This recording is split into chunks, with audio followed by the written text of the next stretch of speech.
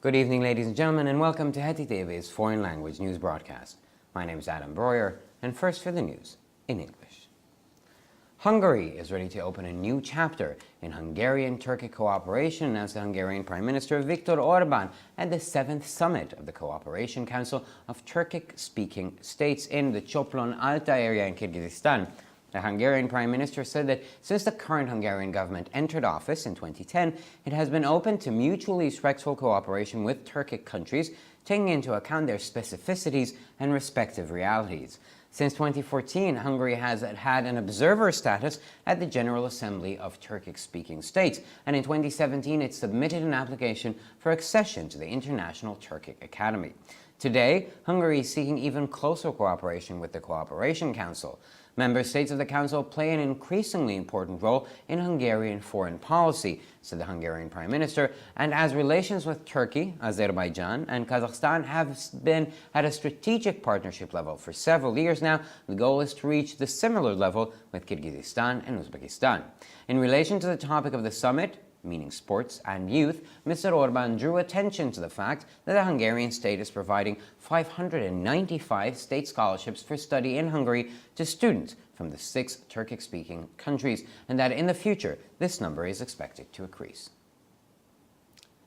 Climate change is the greatest threat to mankind. This is not mere rhetoric meant for effect. The future of our civilization is at stake, said President János Áder at the European Meteorological Society's conference in Budapest. In his opening speech, the President of Hungary asked scientists at the event to share their knowledge about climate change frankly and honestly, so that this topic cannot be ignored by economic operators and policymakers. He emphasized that the responsibility of scientists was to confront people and political communities with the consequences of their actions, and to remind them repeatedly that the more we delay our decisions, the more radical actions will be necessary later. Member states that don't want to take in refugees should take on other tasks related to migration, suggested the German Foreign Minister. Heiko Maas urged the EU to break with the unanimous decision-making process regarding foreign policy. In his opinion, it is very important that in the future certain issues are decided on the basis of majority decision-making instead of by unanimity. Majority decisions protect the community from other powers preventing actions by buying a single member state and thus impeding the EU's foreign policy, said the head of German diplomacy, stressing that the transformation of the decision-making system should be started after the elections of the European Parliament occurring next spring.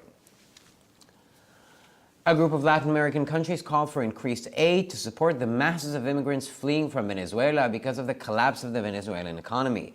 In a joint statement at the conference held in Quito, the capital of Ecuador, they asked for much more aid than ever before so that the countries in the region can cope with the Venezuelan refugee wave, which became critical, according to the International Organization for Migration. At the end of the 2-day meeting, the representatives of the delegations from Argentina, Brazil, Ecuador, Costa Rica, Colombia, Chile, Mexico, Panama, Paraguay, Peru, and Uruguay signed a document which called on their governments and the UN and other international aid organizations for the increase of aid for the Venezuelan refugees.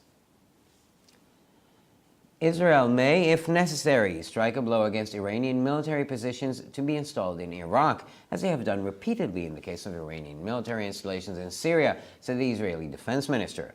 Now, obviously, we are paying attention to everything that is happening in Syria, but we want to make it clear that in light of the Iranian threat, we do not limit our strikes to Syria, said Avigdor Lieberman.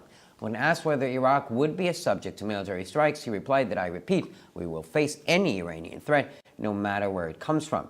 Israel's freedom is total, and we retain a freedom of action as well, he added. The Reuters news agency learned from unspecified sources last week that Iran has been providing allied Iraqi Shiite militias with short-range ballistic missiles over the past few months. The Jewish nation-state law that has been recently adopted by the Knesset does not violate minority rights because it does not change the former fundamental laws of Israel that guarantee equality for minorities, said Attorney General Avichai Mendelblit. Mendelblit stated that the law does not harm the rights of minorities because it is legally equivalent to their fundamental constitutional rights. Several petitions have been sent to the Supreme Court against the law by leading Druze, Arab, and Bedouin leaders, legal groups, academics, and political parties representing Meretz and the Common Arab List. The petitioners argue that the law is contrary to the Declaration of Independence that guarantees the Israeli legal system and the equality between citizens. According to Mendelblit, the new law does not override the rights previously set. The new basic law is at the same normative level as the previous ones, he said, referring to the quasi-constitutional laws. At the end of July, the Knesset passed the nation-state bill after a heated debate. 62% voted in favor of the bill, 55% against it, and 2% abstained. Now, the Israeli Supreme Court dismissed the petitions of the residents of a Bedouin village in the West Bank. The aim of the petition was to avoid the destruction and relocation of the settlement. The Supreme Court made a final decision about the fate of the village of Khan al-Amar near Jerusalem. 180 Bedouins who live in the settlement in tin and wooden buildings that were built without permits and keeping lambs and goats. Due to the ruling of the Supreme Court that serves as a constitutional court, the authorities can start dismantling their present residents in a week and resettle them 12 kilometers away near the Arab settlement of Abu Dis next to a landfill. This was the fifth ruling regarding the village, which closed the legal battle that began in 2009. And finally, for the weather on Saturday, besides sunny intervals, we can expect some rain showers and thunderstorms. The northwestern winds will become stronger in the western parts of Hungary. Maximum temperatures will be between 23 and 29 degrees during the day. On Sunday and Monday, weather will be mostly sunny. Only a few local showers and thunderstorms are to be expected. Eastern winds might become stronger on Sunday in the east and on Monday nationwide. In the afternoon, maximum temperatures will reach between 23 and 28 degrees. For further news, please visit our websites at hetitv.com or breuerpress.com. So much for the news in English. We wish you a lovely weekend, and we turn to Peter with the news in German.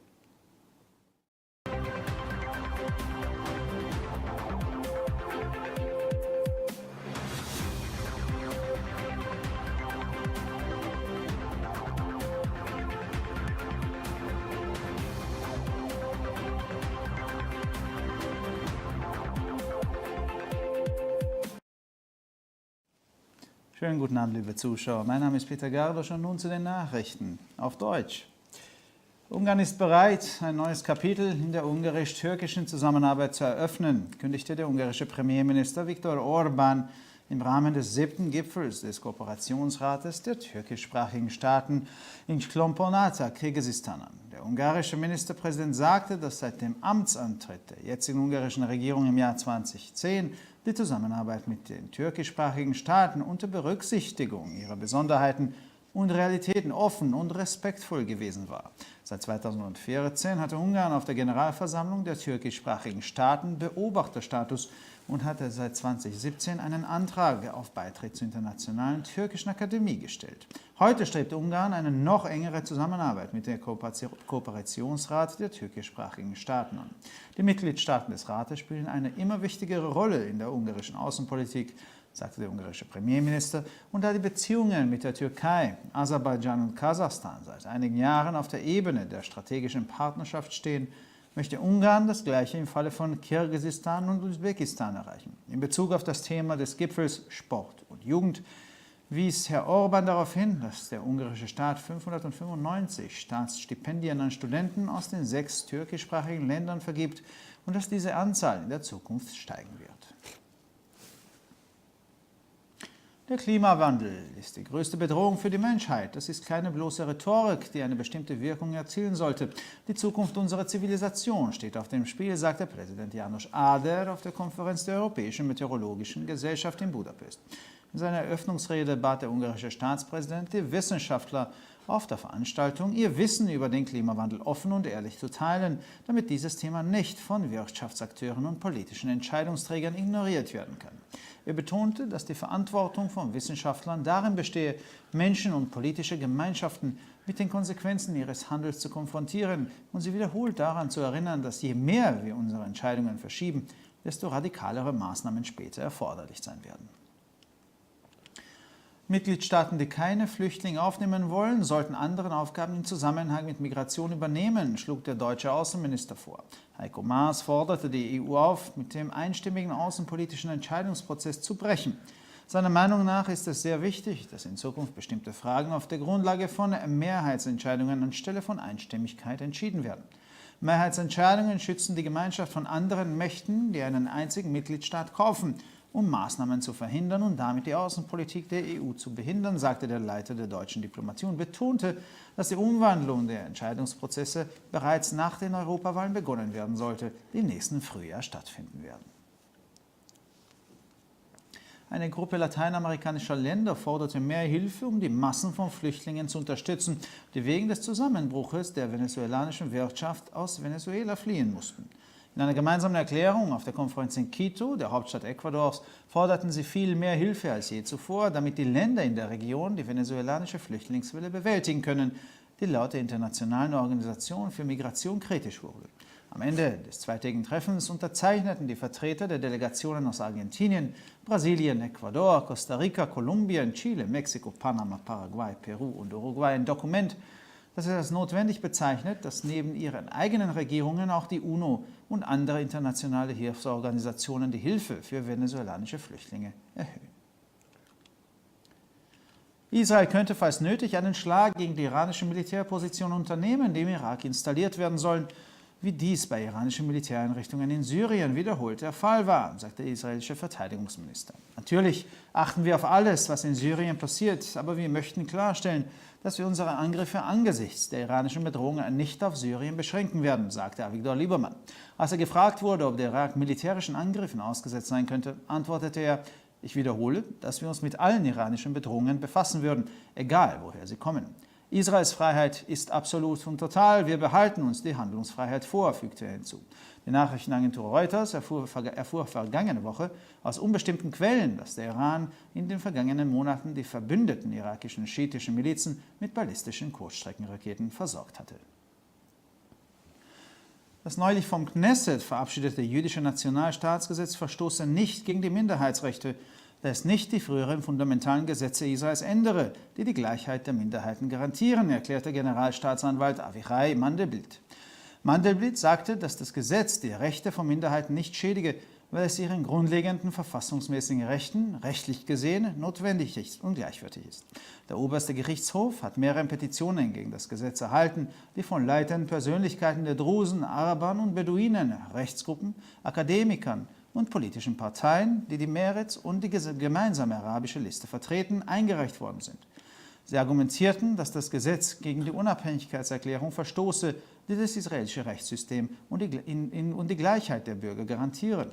Nach Mandelblit überschreibt das neue Gesetz die zuvor festgelegten Rechte nicht. Das neue Grundgesetz ist auf demselben normativen Niveau wie die vorherigen, sagte er, und bezog sich dabei auf die quasi verfassungsmäßigen Gesetze. Ende Juli verabschiedete das Knesset nach hitzigen Debatten das Nationalstaatsgesetz. 62% stimmten für den Gesetzesentwurf, 55% stimmten dagegen und 2% enthielten sich.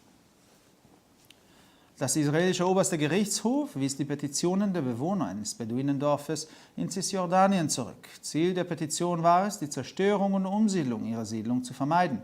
Der oberste Gerichtshof traf eine endgültige Entscheidung über das Schicksal des Dorfes Khan al-Ahmar in der Nähe von Jerusalem. 180 Beduinen leben in der Siedlung in Zinn- und Holzgebäuden, die ohne Genehmigung gebaut wurden, und halten Lämmer und Ziegen.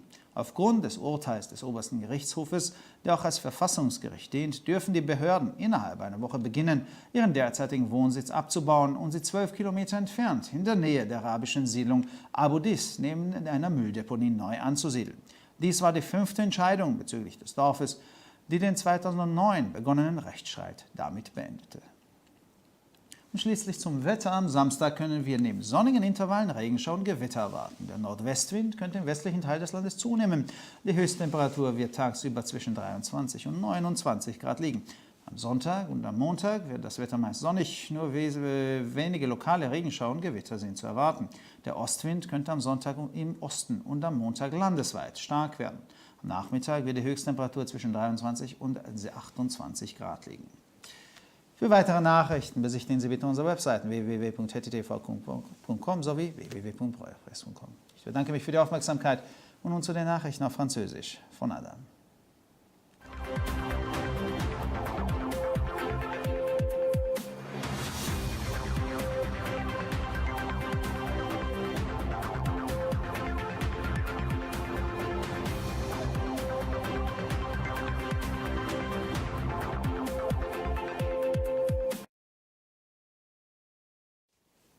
Bonsoir mesdames et messieurs et bienvenue ici sur Heti TV. Moi je m'appelle Adam Breuer et maintenant les titres en français.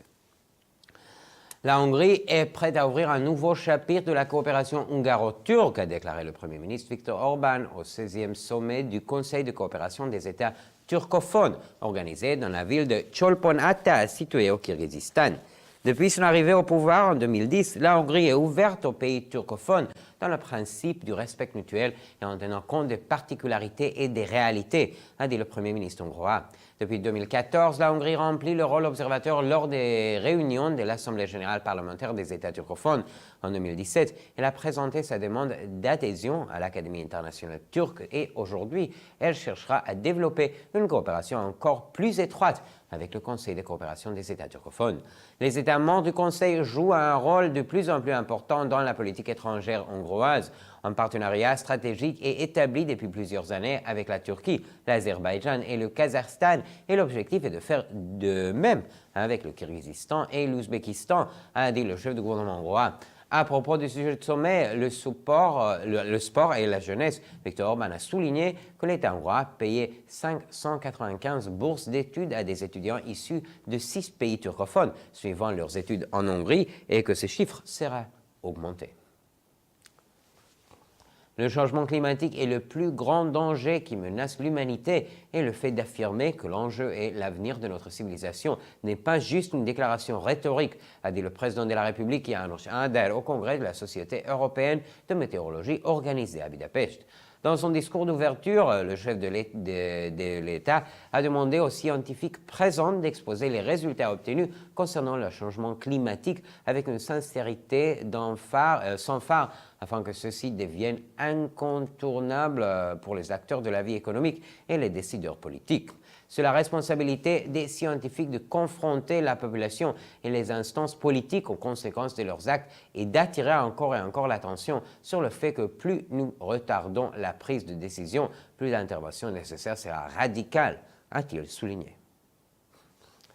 Les États membres de l'Union européenne qui refusent d'accueillir les réfugiés devraient se charger d'autres tâches en lien avec l'immigration, propose le ministre allemand des Affaires étrangères. Selon Heiko Maas, en matière de politique étrangère, l'Union européenne devrait renoncer au principe de prise de décision à l'unanimité. Il estime qu'il serait très important dans l'avenir que, pour certaines questions, les décisions soient prises non pas à l'unanimité, mais à la majorité. Les décisions prises à la majorité protègent la communauté contre les autres puissances qui, en achetant un seul État membre, peuvent tout empêcher et bloquer ainsi la politique étrangère de l'Union européenne, a dit le chef de la diplomatie allemande, en soulignant qu'après les élections du Parlement européen du printemps prochain, il fallait commencer la réforme du processus décisionnel. Un groupe de pays de l'Amérique latine a demandé le renforcement de l'efficacité de l'aide afin de pouvoir soutenir les réfugiés arrivant chez eux en masse à la suite de l'affrontement de l'économie vénézuélienne. La déclaration commune de la conférence tenue à Quito, dans la capitale équatorienne, demande sensiblement plus de ressources qui permettraient aux pays de la région de faire face à l'exode des Vénézuéliens qui, selon l'avertissement de fin août de l'Organisation internationale pour les migrations, était devenu critique.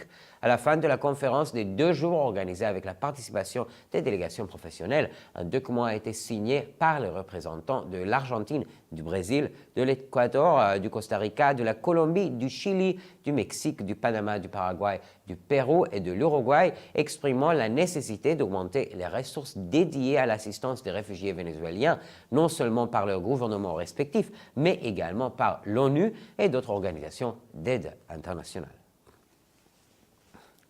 Donc, en cas de besoin, Israël peut attaquer des cibles militaires iraniennes en Irak, comme il l'a fait dans le cas de cibles militaires iraniennes installées en Syrie, a déclaré le ministre israélien de la Défense.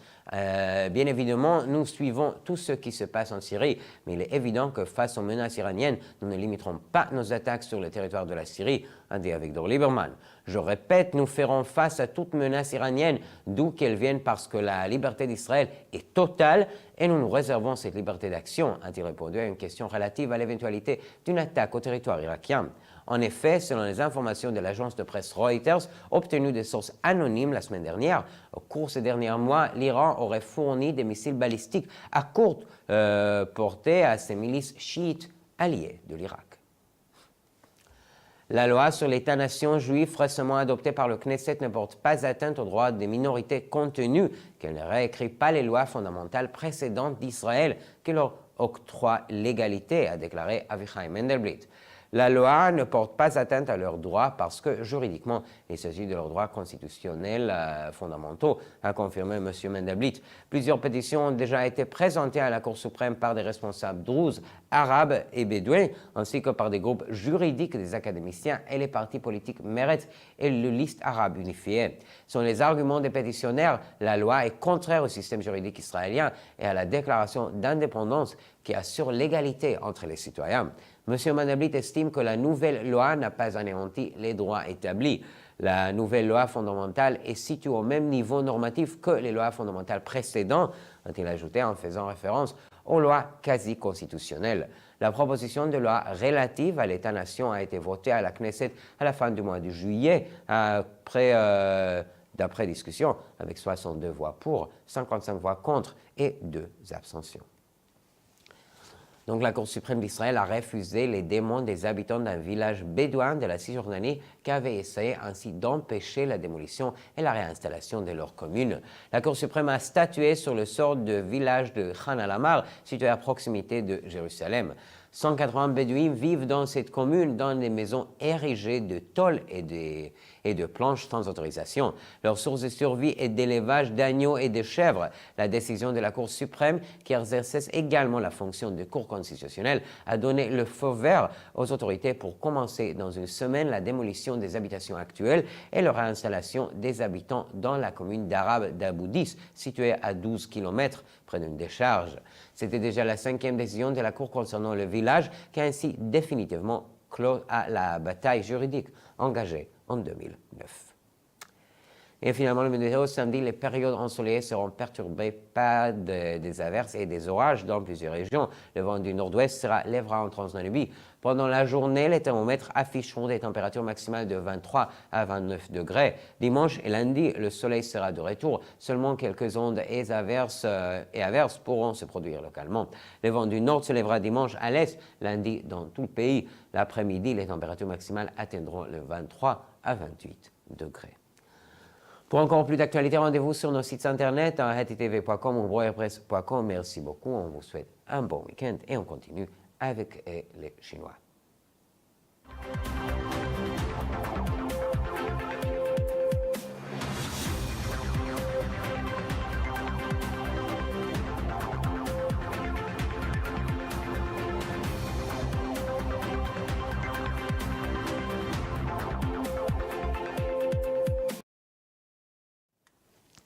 先生们、女士们，大家晚上好，我是艾当，以下是本周中文要闻。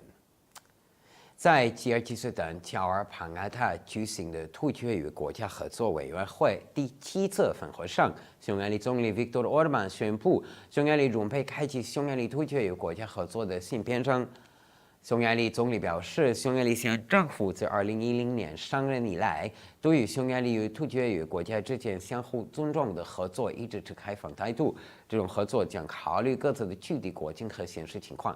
自2014年起，匈牙利拥有了土区与国家合作委员会大会观察员地位，并于2017年递交了加入国际土区研究员的申请。如今，匈牙利正在寻求与土区与国家合作委员会开展更为密切的合作。匈牙利总理表示，土区与国家合作委员会成员国在匈牙利外交政策中发挥着越来越重要的作用。多年来，匈牙利与土耳其、阿塞拜疆和哈萨克斯坦一直保持着战略层面的合作关系。我们的目标是与吉尔吉斯斯坦和乌兹别克斯坦建立同样层面的合作。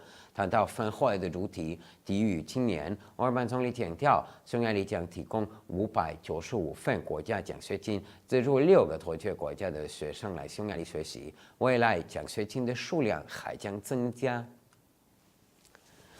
气候变化是人类面临的最大威胁，这并非耸人听闻之词，它与我们文明的未来息息相关。在布达佩斯举行的欧洲气象学会登上，匈牙利总统János Áder如是表示。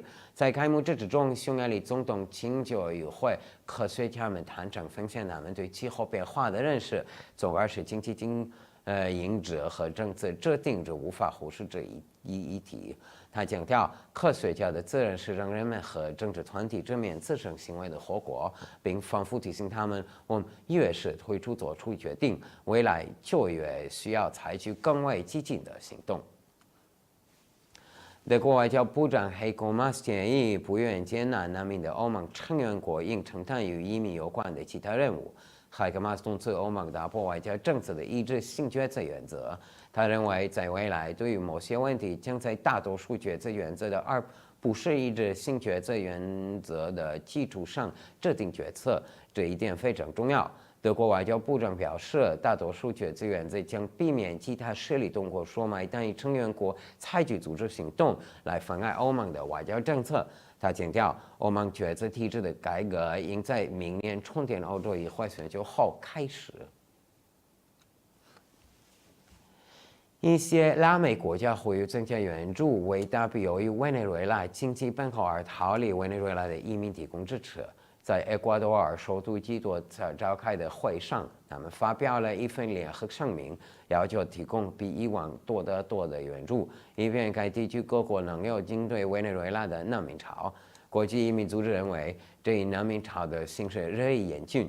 在为期2天的会议结束时，阿根廷、巴西、厄瓜多尔、哥斯达黎加、哥伦比亚、智利、墨西哥、巴拿马、巴拉圭、秘鲁和乌拉圭代表团的代表们签署了一份文件，呼吁各自政府、联合国和其他国际援助组织增加的对委内瑞拉难民的援助。以色列国防部长阿维多·利本曼表示，如果有必要，以色列可能会对势力在伊拉克的伊朗军事阵地实施打击，就像他们对叙利亚的伊朗军事实施的反复弹一样。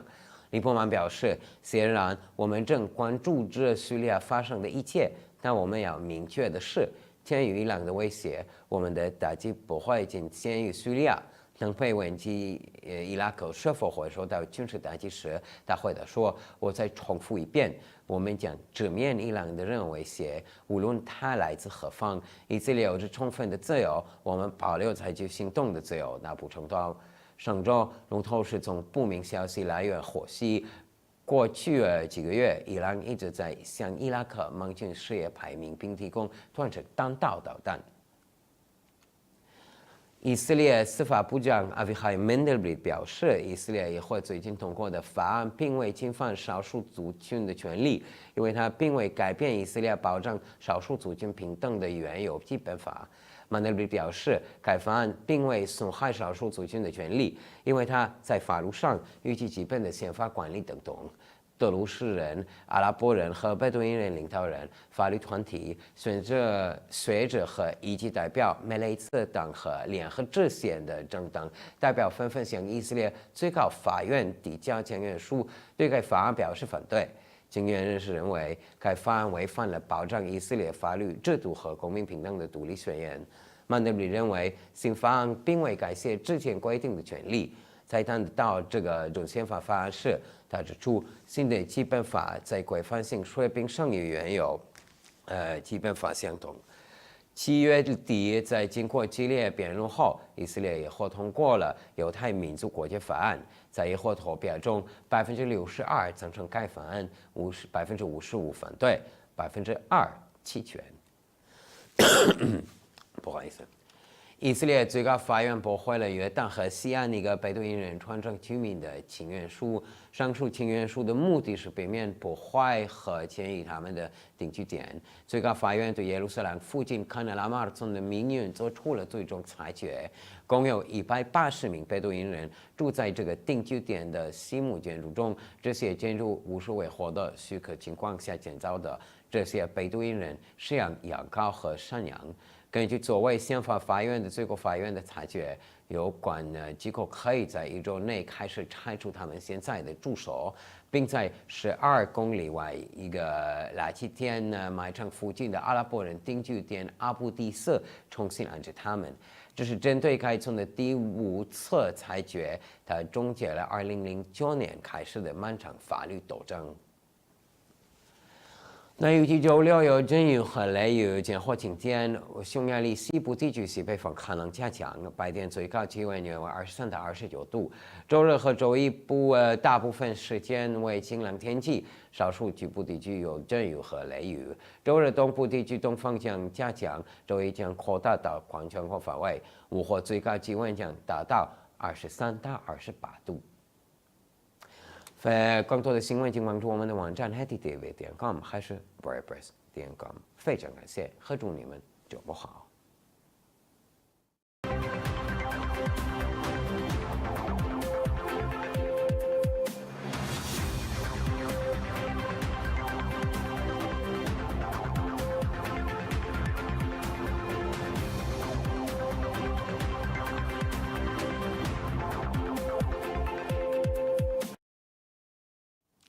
ערב טוב גבירותיי ורבותיי וברוכים הבאים לחדשות הטי TV, שמי אדם ברויר, וכעת החדשות בעברית. הונגריה מוכנה לפתוח פרק חדש בשיתוף הפעולה ההונגרי-הטורקי, הודיע ראש ממשלת הונגריה ויקטור אורבן בפסגה השביעית של מועצת שיתוף הפעולה של המדינות הדוברות שפות טורקיות בצ'ולפן עטה בקירגיזיסטן. ראש ממשלת הונגריה אמר כי מאז שהממשלה ההונגרית הנוכחית החלה לכהן ב-2010, היא פתוחה לשיתוף פעולה הדדי מכובד עם מדינות דוברות טורקית, תוך לקיחה בחשבון את התכונות הספציפיות והמציאות שלהן. מאז 2014 להונגריה היה מעמד של משקיפה באספה הכללית של המדינות דוברות שפות טורקיות, ובשנת 2017 היא הגישה בקשה להצטרפות לאקדמיה הטורקית הבינלאומית. כיום הונגריה מבקשת שיתוף פעולה הדוק יותר עם המועצה לשיתוף פעולה. המדינות החברות במועצה ממלאות תפקיד חשוב יותר ויותר במדיניות החוץ ההונגרית, וכפי שהיחסים עם טורקיה, אזרבייג'אן וקזחסטן נחשבים לשותפות אסטרטגית כבר מזה שנים. המטרה היא להגיע לאותה רמה עם קירגיזיסטן ואוזבקיסטן. בהתייחסו לנושא הפסגה, ספורט ונוער, מר אורבן הפנה את תשומת הלב לכך שהמדינה ההונגרית מספקת 595 מלגות ממלכתיות ללימודים בהונגריה לסטודנטים מששת המדינות דוברות השפות הטורקיות, וכי בעתיד מספר זה יגדל. שינוי האקלים הוא האיום הגדול ביותר לאנושות, זוהי לא רק רטוריקה, העתיד של הציוויליזציה שלנו הוא המוקד, אמר הנשיא יאנוש אדר בכנס האירופי למטאורולוגיה בבודפשט.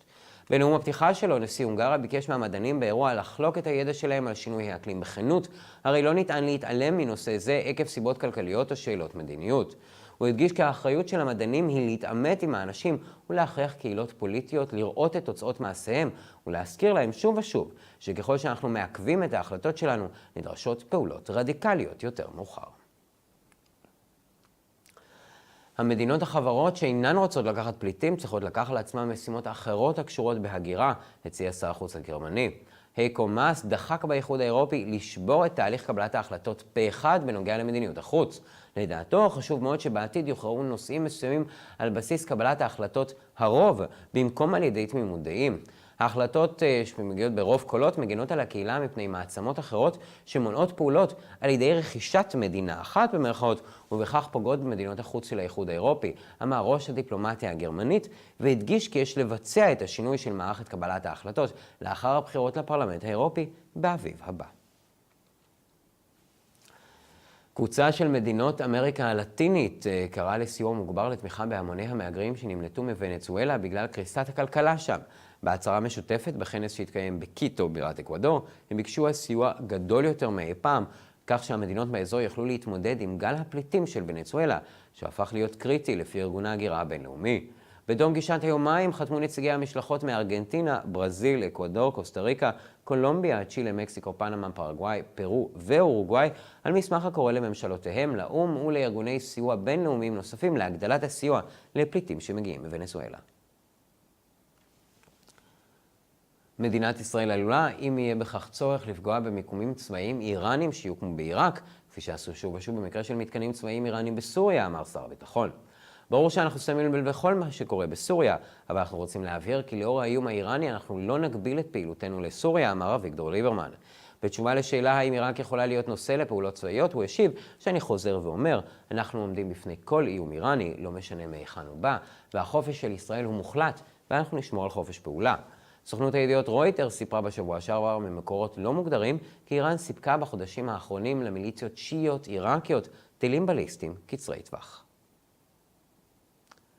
חוק מדינת הלאום היהודי שאומץ לאחרונה בכנסת אינו פוגע בזכויות המיעוטים, משום שהוא אינו משנה את חוקי היסוד של ישראל המבטיחים שוויון למיעוטים, אמר היועץ המשפטי לממשלה אביחי מנדלבליט. מנדלבליט הצהיר כי החוק אינו פוגע בזכויות המיעוטים, משום שהוא מקביל מבחינה משפטית לזכויות היסוד החוקתיות שלהם. מספר עתירות נשלחו לבית המשפט העליון נגד החוק על ידי מנהיגים דרוזים, ערבים ובדואים, קבוצות משפטיות, אקדמיים ומפלגות פוליטיות כמו מרצ והרשימה המשותפת. העותרים טענו כי החוק מנוגד להכרזת העצמאות המבטיחה את מערכת המשפט הישראלית ואת השוויון בין האזרחים. לדברי מנדלבליט, החוק החדש אינו מחליף את הזכויות שנקבעו קודם לכן. חוק היסוד החדש נמצא באותה רמה נורמטיבית כמו הקודם, הוא אמר. בסוף יולי העבירה הכנסת הצעות חוק מדינת הלאום לאחר ויכוחים סוערים. 62% הצביעו בעד הצעת החוק, 55% הצביעו נגד, ו2% נמנעו. בית המשפט העליון דחה את עתירותיהם של תושבי כפר בדואי בגדה המערבית. מטרת העתירה הייתה למנוע את הריסת התיישבותם והעברתם. בית המשפט העליון קיבל החלטה סופית על גורלו של הכפר ח'אן אל-אחמר הסמוך לירושלים. 180 בדואים גרים ביישוב במבני פח ועץ שנבנו ללא היתרים, והם שומרים על כבשים ועיזים. בשל פסיקת בית המשפט העליון, המשמש כבית המשפט החוקתי, הרשויות יכולות להתחיל לפרק את מקום מגוריהן הנוכחי בתוך שבוע וליישב אותם במרחק של 12 קילומטרים ליד ההתנחלות הערבית אבו דיס ליד מזבלה. זה היה פסק הדין החמישי לגבי הכפר, כך נסגר המאבק המשפטי שהחל עוד בשנת 2009. ולמזג האוויר בשבת, מלבד מעט שמש, אפשר לצפות ליותר גשם בסופות רעמים. הרוח הצפון-מערבית עלולה להתחזק בחלק המערבי של הונגריה. הטמפרטורות המקסימליות תהיינה סביב 23 עד 29 מעלות במהלך היום. ביום ראשון וביום שני מזג האוויר יהיה בעיקר בהיר, רק מעט גשם מקומי וסופות רעמים צפויים. הרוח המזרחית עלולה להתחזק ביום ראשון במזרח וביום שני ברחבי כל הונגריה. בשעות אחר הצהריים הטמפרטורות המקסימליות חזויות להיות בין 23 ל-28 מעלות. לחדשות נוספות, אנא בקרו באתרי האינטרנט שלנו ב-hetitv.com או ב-breuerpress.com. תודה רבה שהייתם איתנו ושיהיה לכם שבת שלום.